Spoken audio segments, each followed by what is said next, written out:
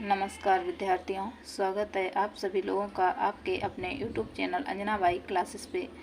तो आइए विद्यार्थियों, आज हम पढ़ेंगे कक्षा 9 की हिंदी की पुस्तक का गद्य खंड में हम पढ़ रहे थे अध्याय 5 श्री राम शर्मा जी के द्वारा रचित पाठ स्मृति, जिस पाठ का हमने कुछ भाग पढ़ लिया था और कुछ बचा हुआ जो पाठ है उसका आज अध्ययन करेंगे। तो आइए हम और आप मिलकर के इस पाठ का अध्ययन करें।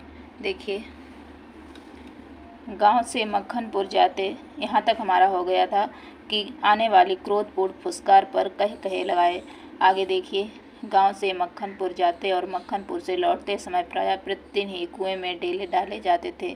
जो बच्चे कुछ जो गांव जाते थे तब और गांव से जब वापस आते थे तब प्रायः और प्रतिदिन मतलब रोज ही कुएं में क्या करते थे, डेले डालते थे।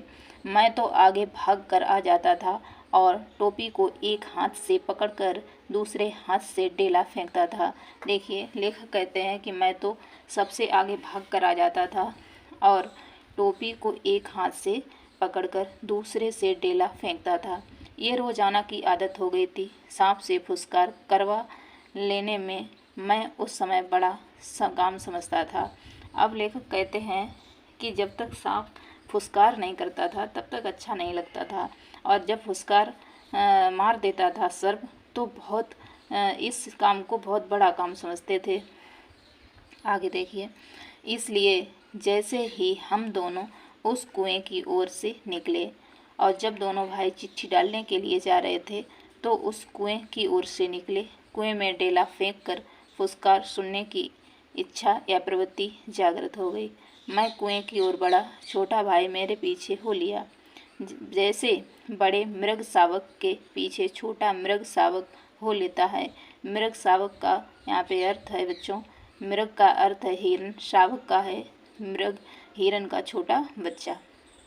आगे देखिए, कुएं के किनारे से एक डेला उठाया और उछक कर एक हाथ से टोपी उतारते हुए सांप पर डेला गिरा दिया।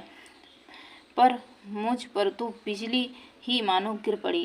क्यों, ऐसा क्यों हुआ? आगे देखिए, सांप ने फुसकार मारी या नहीं। अब ये भी नहीं पता चला कि सांप जो था उसने फुसकार मारी या नहीं, डेला उसे लगा या नहीं, यह बात अब तक स्मरण नहीं। टोपी के हाथ में लेते ही तीनों चिट्ठियां चक्कर काटती हुई कुएं में गिर रही थीं। और जो देखा, क्योंकि चिट्ठियां कहाँ रखी थीं, कुर्ते के में जेबें तो थी नहीं, क्योंकि इनके कुर्ते में जेबें नहीं थी इसलिए इन्होंने टोपी में चिट्ठियां रख ली थीं। और देखिए बेटा, सांप ने फुसकार मारी या नहीं ये नहीं कुछ पता ही नहीं चला, क्योंकि जो टोपी के हाथ में लेते ही तीनों चिट्ठियां चक्कर काटती हुई कुएं में गिर रही थीं। अकस्मात जैसे घास चरते हुए हिरन की आत्मा गोली से हत होने पर निकल जाती है और वह तड़पता रह जाता है, उसी भांति वे चिट्ठियां क्या टोपी से निकल गईं। मेरी तो जान ही निकल गई। उनके गिरते ही मैंने उनको पकड़ने के लिए एक झपट्टा भी मारा, ठीक वैसे जैसे घायल शेर शिकारी को पेड़ पर चढ़ते देख उस पर हमला करता है। पर वे तो पहुंच से बाहर थे, यानी कि वो पकड़ में नहीं आए। आगे देखो, पहुंच से बाहर हो चुके थे। उनको पकड़ने की घबराहट में मैं स्वयं झटके के कारण कुएं में गिर गया होता, लेकिन बच गए। लेखक कहता है कि उन चिट्ठियों को पकड़ने के लिए एक झपट्टा भी मारा, लेकिन वो पकड़ में नहीं आई और इतनी ज़्यादा घबराहट थी कि ऐसा लगा कि स्वयं उस झटके का कारण कहीं कुएं में ना गिर जाऊं। आगे देखिए, कुएं की पाट पर बैठे हम रो रहे थे। अब कुएं की पाट का मतलब है कुएं के किनारे। कुएं की पाट पर बैठे हम रो रहे थे। छोटा भाई ठाडे मार कर और मैं चुपचाप आंखें डबडबाकर, पतीली में उफान आने से ढक्कन ऊपर उठ जाता है और पानी बाहर टपक जाता है। निराशा, पिटने के भय और उद्वेग से रोने का उफान आता था। पलकों के ढकने भीतरी भावों को रोकने का प्रयत्न करते थे, पर कपोलों पर आंसू ढलक ही जाते थे। माँ की गोद की याद आ रही थी। जी चाहता था कि माँ, आगे देखिए, आकर छाती से लगा ले। कौन? माँ।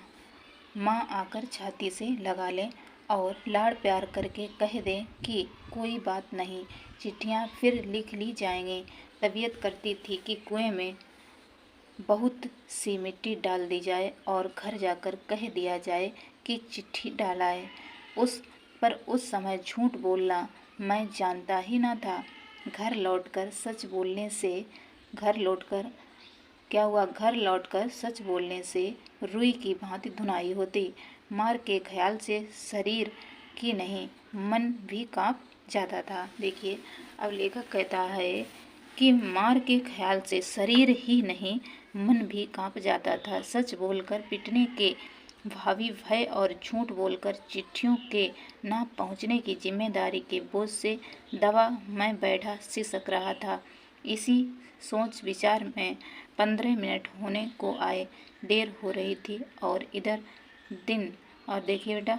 उधर दिन का बुढ़ापा बढ़ता जाता था। कहीं भाग जाने की तबीयत करती थी, पर पिटने का भय और जिम्मेदारी की दुधारी तलवार कलेजे पर फिर रही थी। आगे देखो। दृढ़ संकल्प से दुविधा की बेड़ियां कट जाती हैं। मेरी दुविधा भी दूर हो गई। कुएं में घुसकर चिट्ठियों को निकालने का निश्चय किया। कितना भयंकर निर्णय था, पर जो मरने को तैयार हो उसे क्या मूर्खता अथवा बुद्धिमत्ता से किसी काम को करने के लिए कोई मौत का मार्ग ही स्वीकार कर ले, और वह भी जानबूझकर, तो फिर वह अकेला संसार से भिड़ने को तैयार हो जाता है। और फल की क्या चिंता? फल तो किसी दूसरी शक्ति पर निर्भर है।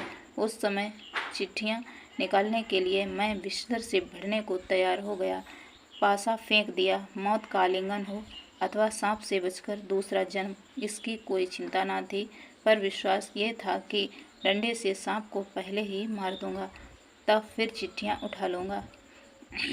बस इसी दृढ़ विश्वास के बुते पर मैंने कुएं में घुसने की ठानी।